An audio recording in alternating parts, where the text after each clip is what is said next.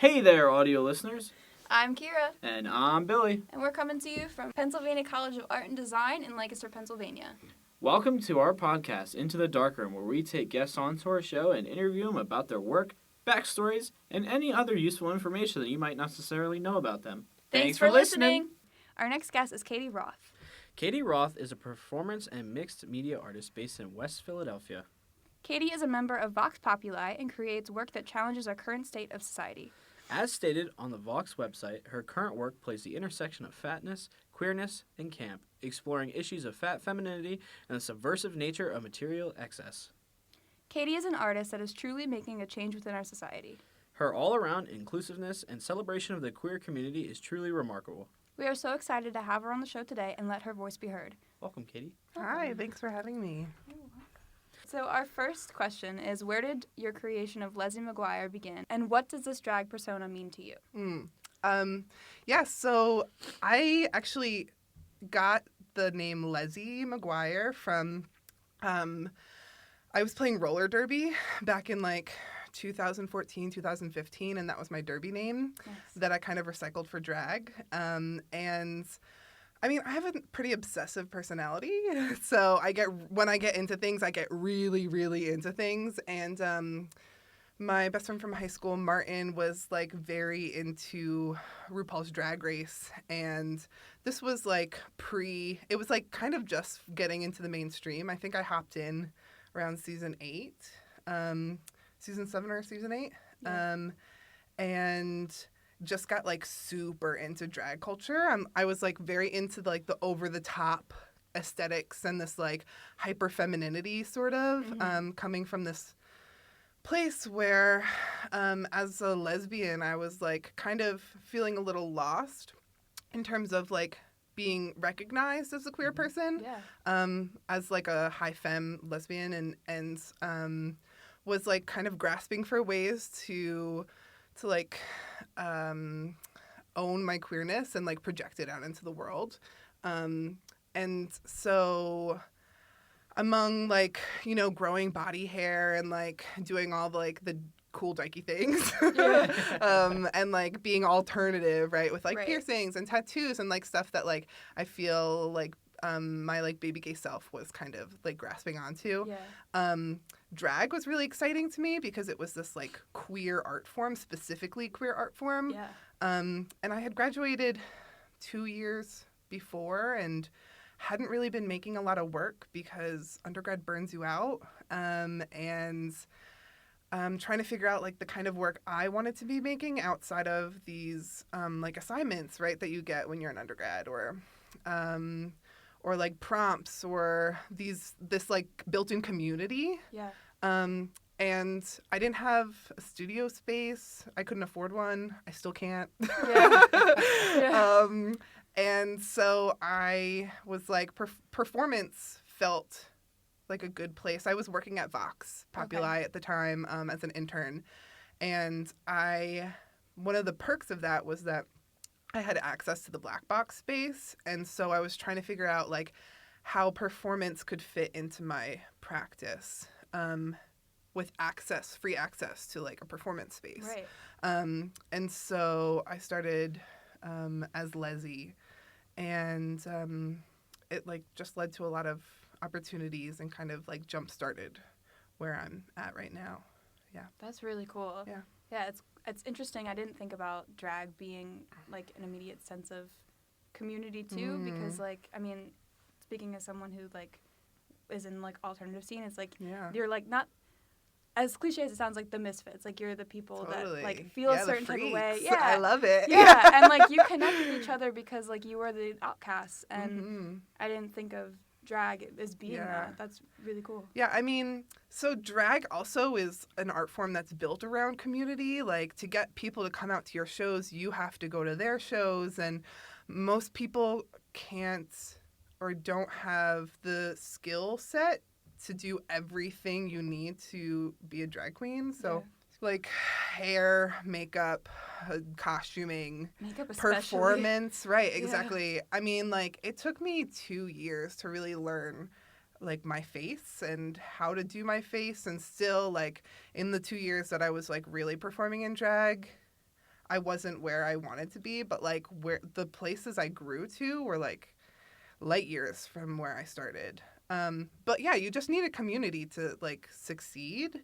And I started in the neighborhood in Philly through a show called Miss Everything, which had a like Miss Everything would be a season and then Mr. Everything, and it flip-flopped back and forth. And then they were doing Mix Everything, like this kind of non-binary pageant. It's because drag is really based in this like pageantry, historically, right? I feel like now that it's mainstream, there's still like those pageant queens, but a lot of the drag you see is from like this DIY, really creative, like artistic place now, which is cool. Yeah, absolutely. Yeah. So with the scene of drag and being a sense of performance art, would you just describe your creative process a little bit as a performance artist? Did your performance help inspire and pave way for you to go into drag, or was it the other way around? Did drag help kind of mold your creative process? Yeah, it was definitely the other way around. I was not a performance artist before drag. I mean, I did dabble in some performance work in my senior year of college because I was making videos, and it was like myself and my friends that were in the videos. But I was always, I was like a sculpture major and making videos, and I never considered myself a performance artist, right? So through drag, but I am someone who loves the limelight. Don't we all? Right. So yeah, drag definitely led me to performance because, again, because I didn't have a studio and all I had was myself, my own body, and like using that as a material felt really exciting. And it works so seamlessly with the work I make now because it is about the body, and it is about like fatness and embodiment, and like I think that to remove the body from work about fatness is a disservice a lot of times. Yeah. And so yeah. There's definitely a sense of like empowerment with that too, because I feel like, I mean, like making work about the body can be really intimidating. Yeah, and scary. And yeah, scary, it's yeah. like vulnerable. Yeah, Absolutely. And the fact that you're like, you know what, I'm gonna do it. It's the best thing for my project. Right. That's it like really cool. pushes your own boundaries, right? Yeah. And it like kind of expands your own boundaries. Yeah. Nice. Yeah. Yeah, I totally applaud that. I mean, not only are you making work about the body, but it's not just like making work about the body. It's I'm going to make work about the body as much as I can. I'm going to go as far as I Right, can and with show it. you all of it, baby. Oh, yeah. Exactly. Yeah. All right. So, your most recent project on your website, Lipstick and Load, has multiple layers covering topics of femininity, sexuality, and fat phobia. Will you speak a little bit about this collaborative project? Yeah. So, I joined Vox as a member in last December, so December 2018. And at the same time, last year was Vox's 30th anniversary. It's the oldest membership collective in Philly. And so the membership was... for the 30th anniversary show, we were asked to propose collaborative exhibitions that kind of spoke to the history of Vox and to like a process of collectivity and collaboration. And I had just started, and I was like, I mean, I had watched people from the membership from the sidelines because I was an intern, and then I read the Black Box. It's a whole history. And I was watching the membership from the sidelines, like, be able to take advantage of all of the perks that Vox had, and I was like really hungry to show. And so I joined in December. In April, the show was in May, June. And so I wasn't going to apply, and I had a dream. I know this is like so silly, but I had a dream that I applied with my friend Erica Prince, who actually got me involved with Vox. Erica, she was a member at Vox probably like 2013 to 2015-ish. I don't know the exact years. So yeah, I just worked with her a lot, and we make work that is both about like feminine identities and sort of like feminine embodiment. And so I texted her one night, like over my Christmas break, and was like, hey, do you want to do this project? Like, do you want to do a proposal? I'm really excited about it. And she's like, I didn't want to come back to Vox, but I would do it for you. Like, I'm excited for this. I think she had kind of like, a lot after people leave Vox, I think they're like hoping to move on professionally and creatively. And, but she was like, this is a really exciting opportunity and like to collaborate with you. And so we did Lipstick and Load. I had this plan for these sort of a new take on like infinity boxes or infinity rooms. And I'd asked her like how she felt like her work could interact with that. She was doing a lot of ceramics at the time and a lot of like design work that was sort of conceptual. And so we figured out this show together that kind of like fit nicely. And in our proposal, like harkened back to the Alien She show at Vox. That was the first show that I saw at Vox. It was like a traveling exhibition of like Riot Girl art. And Miranda July and That's interesting. and I've heard of Alison Riot Mitchell Girl. and a bunch of other artists were in it. You should look it up. It was an incredible show. Yeah. And Vox was lucky enough to get it. And so it was like this like cool feminist like power girl sort of thing. And so we like rooted our Vox relationship in that. Yeah. We'll put a link in the description, linking Lipstick and Load, because I want people to see that. Cool. Yeah. Definitely. So, well, I'm glad that with that collaboration, it seems like you had again, just a sense of community and people being around you and behind your back. Now, unfortunately, we live in a society where not everyone is behind your back. So, have you had any pushbacks towards any of your work, and do you have any like specific memories of stuff that just it didn't meet the public eye, or? Yeah, I haven't had any pushback in recent years. I think that I've kind of shaped my work to be accessible to audiences. The whole point is to have these like hard conversations about fatness and queerness and et cetera, through these lenses that like of camp and glamour that feel accessible to people and start conversations and don't like turn people away from those conversations. When I was an undergrad and shortly after, I was like very into shock art. You know, I was like 20, 21, and I like wanted to push the envelope, and I wanted people to be like up in arms and like also like pay attention to what I'm saying. And I knew how to do that through like shocking people. And so I definitely got a lot of pushback through like that old work. But through like mentors, like my friend Matt Borgen, who was my like advisor in school, and we still are very close.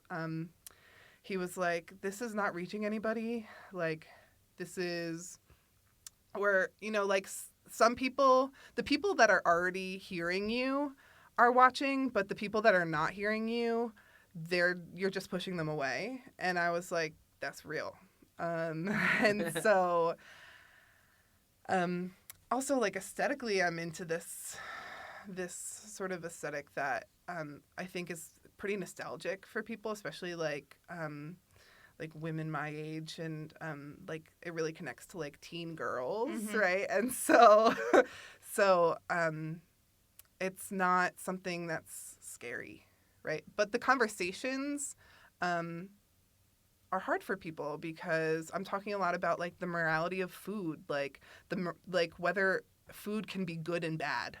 Because like, right, we all know that like there's healthy food and there's unhealthy food, but then we like societally put like morality onto these things, and like it makes you a good person or a bad person depending on the way you eat and what you put into your body and how you like how you choose to like interact with your own body.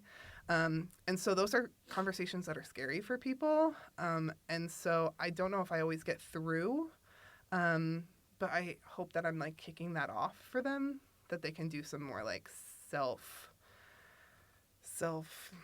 evaluation. Yeah. And like and like exploration. Yeah, that's definitely a hard balance to strike too, because like speaking for like myself, and I have a close friend that does a lot of heavy feminist art.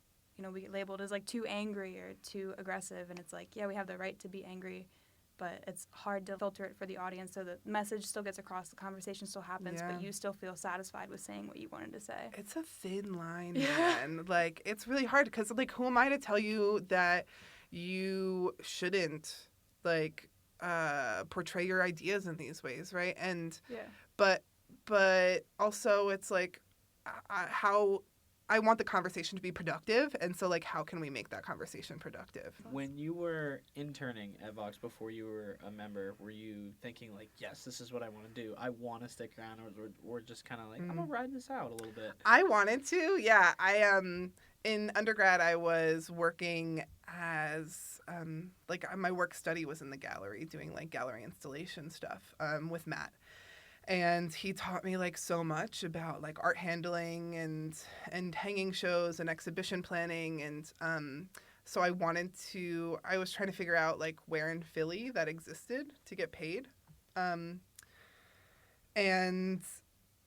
yeah, so I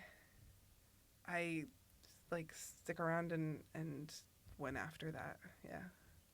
And then between directors, there's, you know, a sequence of directors, and they kind of were like, hey, can you work in the office to, like, keep this place running while we don't have anybody there, and, like, keep the gallery open during the week? And I kind of just, like, stepped in where it was needed. And then when I left Vox for a full-time job, they invited me to be a member because I tried to apply to be a member when I worked there, and they're like, this is not going to work. You can't officially do that. So yeah. Will you talk a little bit about the Philadelphia Queer Elders Project? Yeah, that's a show that I curated with my friend Anna Packner that is up right now at Vox. So the front space is Danny's like new pet project that he kind of brought to us. That space was always just kind of like an auxiliary space for artists that were showing to use if they wanted to. They could like expand their show into there, or like have performances at First Fridays, but most of the time it was empty. And so there's good wall space in there, and it's an exhibition space in its own. Or it should be, and now it is. And the membership has really moved in this like really cool radical direction where Vox is wanting to reach out into the community and work with community organizations and do more like social practice work and expand outside of these like institutional white walls sort of feeling. And so the front space, I think, is the first step in that. And Danny's vision was for the front space to be this like community art space that has like programming throughout the exhibition and works with an organization outside of Vox. So artists are partnering with like an organizing body. And so the first one was Lifelines. The member or former member Levi Bentley worked with the group Lifelines, who they work with prisoners that have gotten life sentences, and communicating with them and making work with them, and having these conversations about what that means, and expanding these things to conversations about criminal justice and prison abolition and these kind of like radical ideas around that. And so my Anna and I's curated show is only the second in this series. And so I think that space is still kind of in flux. Like, what does this mean? Like, what are the parameters, the boundaries? Like, who do we bring in? It's nothing set in stone, and it's kind of an exciting time for that.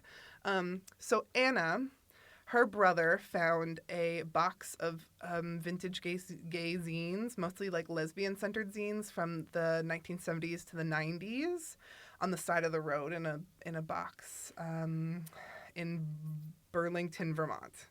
And they were being thrown away. They were trash. And so he picked them up and gave them to her for her birthday last November.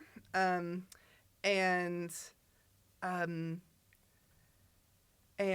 she kind of sat with them for a year, started an Instagram called Box of Vintage Gay Zines, where she was taking like pictures on her iPhone of highlights from the zines and posting them page by page. And she was really excited about this. Like, she started doing research to connect with the people that had written them, had first published the zines, like Dyke Mag in the 70s and Lesbian Connection, both of which I found out recently are still in print. They're still running, which I was like, whoa, I did not expect that. Yeah. My friend Corinne's girlfriend has lesbian moms, and they still get a subscription to this. Oh And my I'm like, gosh. I love this. What's like within those? I don't know. I wish my I knew. goodness, Yeah. yeah. I found this out at the opening my when Tessa goodness. came, and she was like, yeah, I saw the like 2019 winter supplements on my counter when I went to my family's house. And you're like, what? Right, exactly. And so she was excited to like use this opportunity to connect with like these elders and Oh, yeah. and make sort of like do the celebration of queer elders, because there's this like huge intergenerational divide in the queer community. Right, we were like, why does this exist? Right. Like the two of us are so excited to just like sit and listen to stories. Like we could just sit there and listen for hours. And we wanted to make a space that could exist. And so she wanted to have a party that like her dream was to like get people travel funds to like travel from Boston and from wherever in Western Mass Yeah. to come. Bring them in. Yeah. Yeah. And I was like, okay, but like these physical objects are so exciting. Like, how can we push this further? And so we put on this exhibition. It's like largely an archival exhibition where we have all of the zines, the entire contents of the box in the gallery space. We made color copies, and they're like, it's very like curated so that it kind of like guides you through these selections, and we kind of like pulled out highlights and had an opening reception that it was like a daytime sort of ordeal, because we're like, these elders are not going to come out on a first Friday at like 9 p.m. where it's like this crazy bumping thing. So we had a kind of quieter reception for it. We have a living room set up where it's supposed to be this like recreation, this like imagined narrative of the woman who owned the zines. We know her name is Donna Lesko, and we don't know anything else about her, but we kind of felt like that was exciting. Yeah. That it was like more exciting for us to imagine who this woman was than to knock on her door and be like, hey, we're showing your trash as art. Yeah, right? That would be awkward. Wanna look? Right, yeah. Because like also like the lesbian, like what we think of as like lesbians in the 70s. Lavender Menace. That's Yeah. what I was thinking of.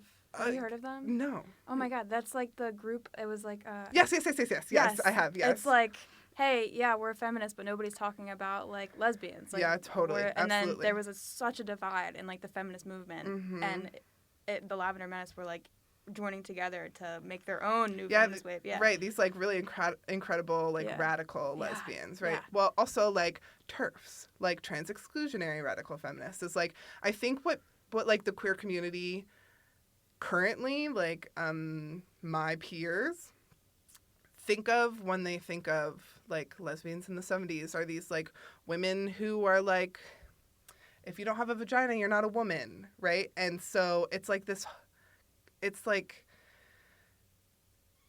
really disgusting way of thinking about, I mean, like second wave, right? Way of thinking about womanhood and gender and queerness. And so I think we were really scared that we were going to find a lot of that.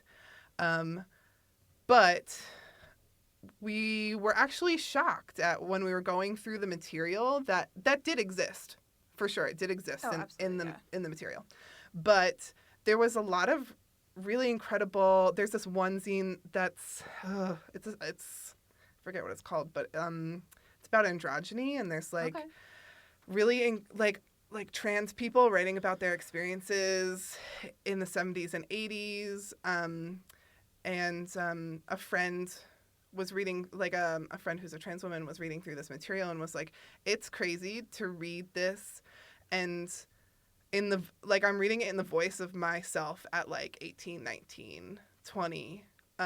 Like these were my experiences, right? When as I started to transition, and like hit home for a lot of people in this like scary way. But also a lot of I think that we're like this intergenerational divide comes from like a language. Like we use language in such a different way. Yeah.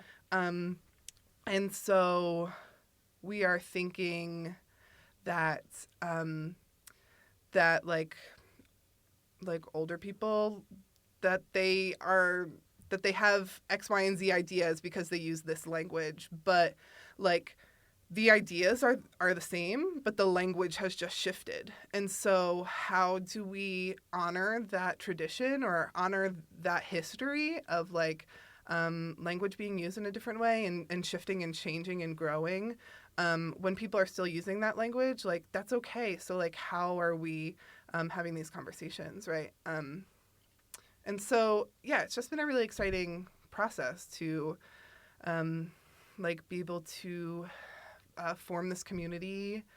We worked with the John C. Anderson Apartments, which are subsidized apartment housing in Center City for LGBTQ seniors. Wow. That opened in 2014, and met this really amazing woman, Elizabeth Coffey Williams, who is a 70-something-year-old trans woman. She is like friends with John Waters. She was in a bunch of his movies. Oh my goodness. She is herself is a master quilter. Get it. And she's incredible. She's like the kookiest awesome. woman I've ever met in my entire life.